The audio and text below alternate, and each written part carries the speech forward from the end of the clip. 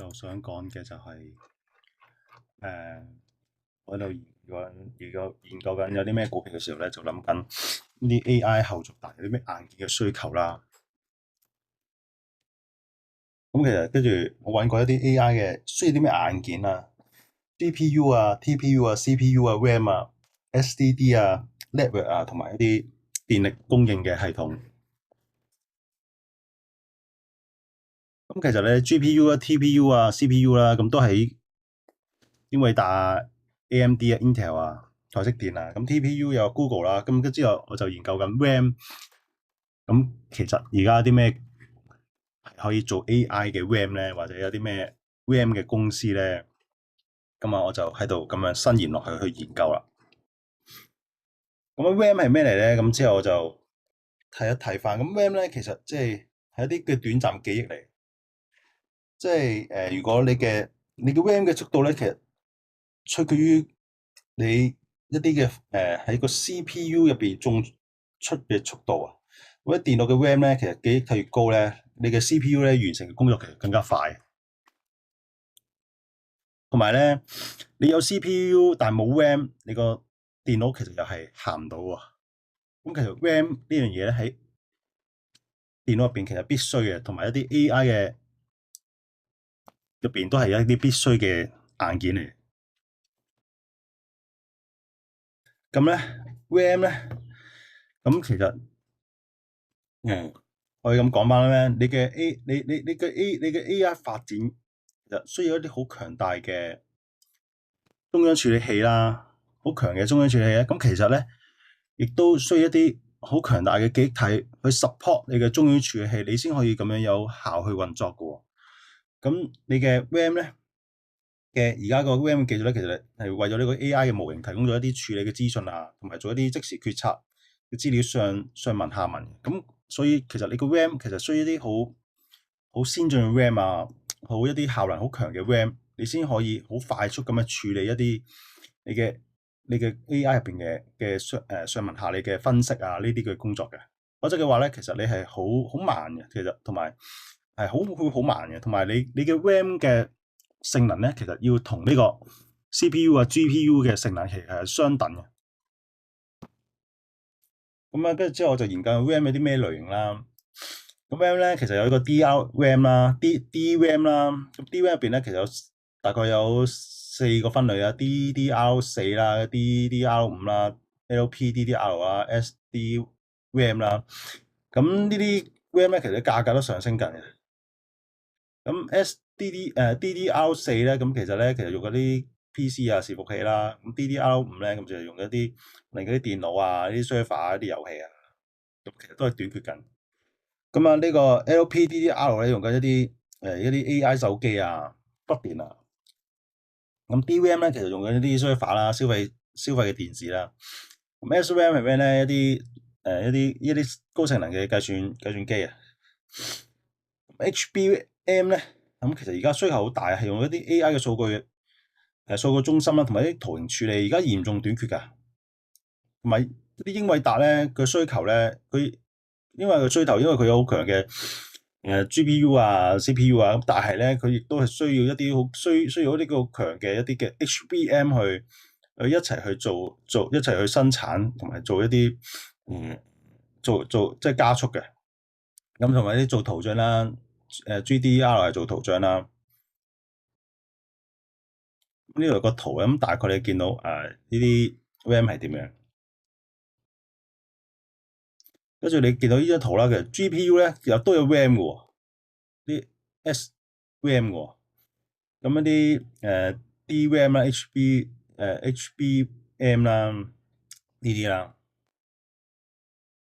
咁咧你嘅 RAM 嘅容量咧，同埋而家同埋啲 AI 嘅模型咧，咁就 RAM 嘅速度咧你嘅 AI 嘅分析啊呢啲啦，咁其實都要好快速嘅 RAM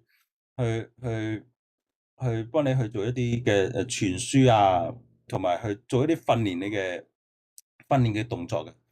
所以咧，你需要而家嘅 AI 咧，你嘅需要更加快速嘅 RAM，同埋有啲好快速嘅速度咧，去處理一啲 AI 嘅訓練嘅。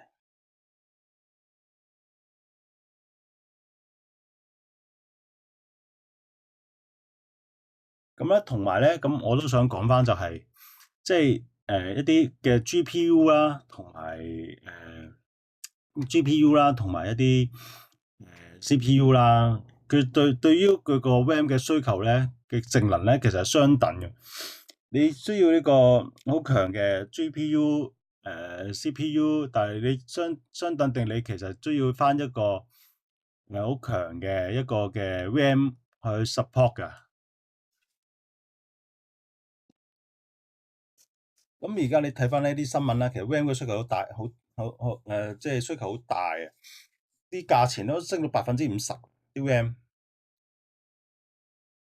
特別一啲 AI 嘅芯片啊，好似啲英偉達 AMD 啊、Google 啦，其實需要呢啲記憶體去幫佢去做嘢嘅。咁咧，嗱咁你睇翻而家啲 RAM 嘅缺貨其實好恐怖啊！你啲講緊啲 RAM 嘅廠咧，要啲訂單去到2028年。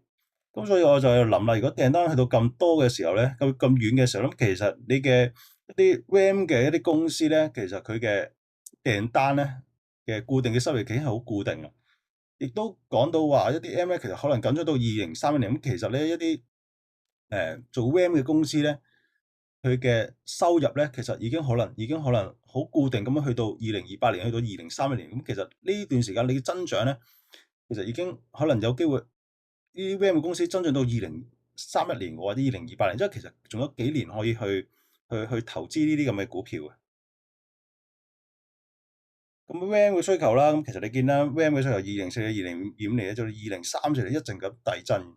咁跟住我就睇翻有啲咩 RAM 嘅公司啦。咁其實 RAM 公司咧，而家主要都係一啲美國啊、南韓啊、日本啊，最主要都美國同南韓。咁啊，有啲咩三大龍頭咧？三大龍頭就係美光科技啦，美國嘅，同埋海力士啦，韓國啦，三星電子啦，韓國啦。咁其實我就冇乜點研究韓國啦，咁睇研究翻美國嘅股票啦，就呢個美光科技。咁其實你其實睇翻嗰個市場佔有率啦，其實都係 Samsung 啊、海力士啊、美光科技啊佔到三大龍頭啦。其實都佔到市場90%嘅，其他可能有啲即係一啲中國嘅。啲RAM 啊呢啲啦，咁其實佔咗好少啦，同埋佢性能就係差幾代嘅啲性能。咁啊，點解我會講呢個美光科技啦？咁其實啲美光科技做緊啲 AI 嘅 RAM 啦，咁啲 AI 嘅 RAM 咧，有需要啲咩咧？叫做高頻寬記憶體咁咧 HBM 啊，咁其實係咩咧？咁呢個 HBM 其實右邊呢個圖嘅，你見到呢嚿嘢，咁所以你做一個越強嘅 AI 嘅處理器，其實你需要越強嘅記憶體嘅。其實佢哋嘅相容啊，同埋頻寬咧係正相關嘅，即係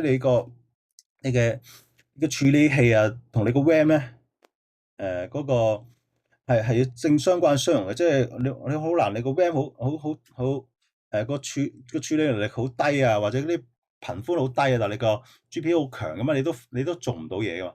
同埋一啲嘅語言嘅嘅模型啦。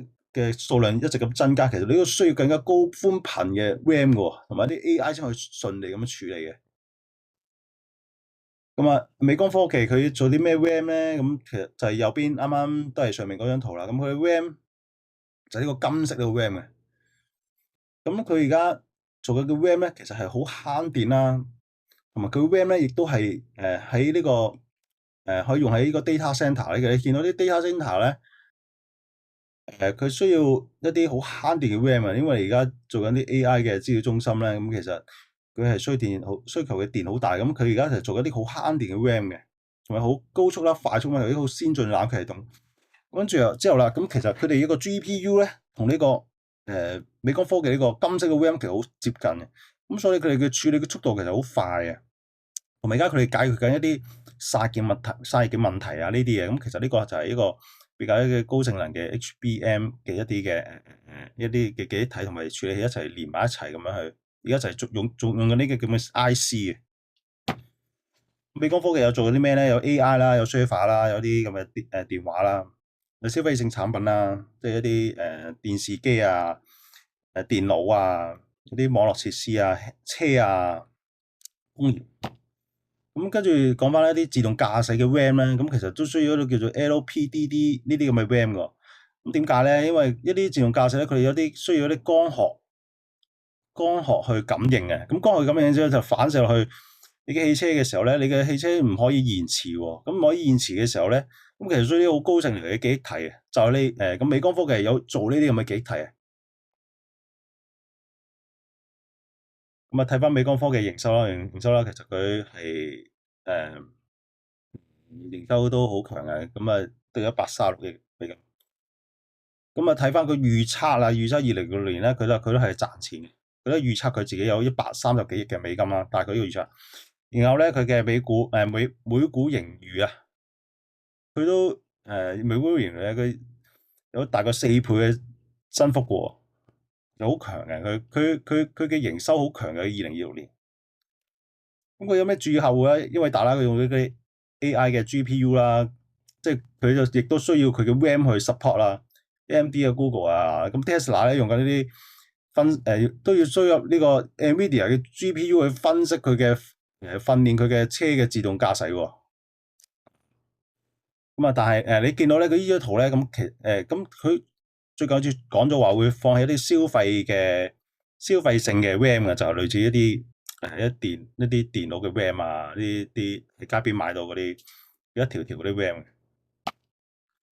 咁啊，但係有咩風險咧？咁啊，有機會供應過剩啦。咁供應過剩，你睇翻2023年，2023年咧，其實你見到佢個產能過剩啊，所以佢基本上個2023年佢冇乜收益啊。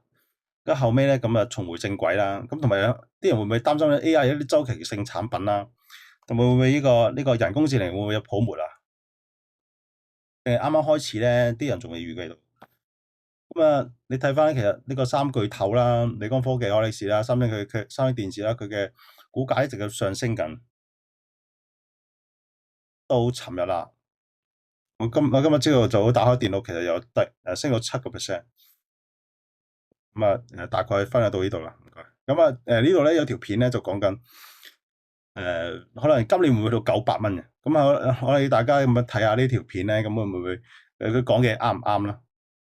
咁啊，其實我都覺得，但係佢因為佢最近升得太高啦，咁可能即係會唔會睇佢回一回啊？定係即係會唔會突然間可能即係上升得非常之快，一下子就到600蚊咧？咁都有可能嘅喎。同埋咧，點解我會講呢隻股票？因為市場上咧，好多人都講英偉達啊呢啲，英偉達啊，台積電啊，但係我見市場上揾唔會好多個會講呢個美光科技喎。係啊，所以我覺得呢個有啲似當時候英偉達佢又好缺芯片嘅時候啦，亦都冇乜咁多人講嘅時候啦。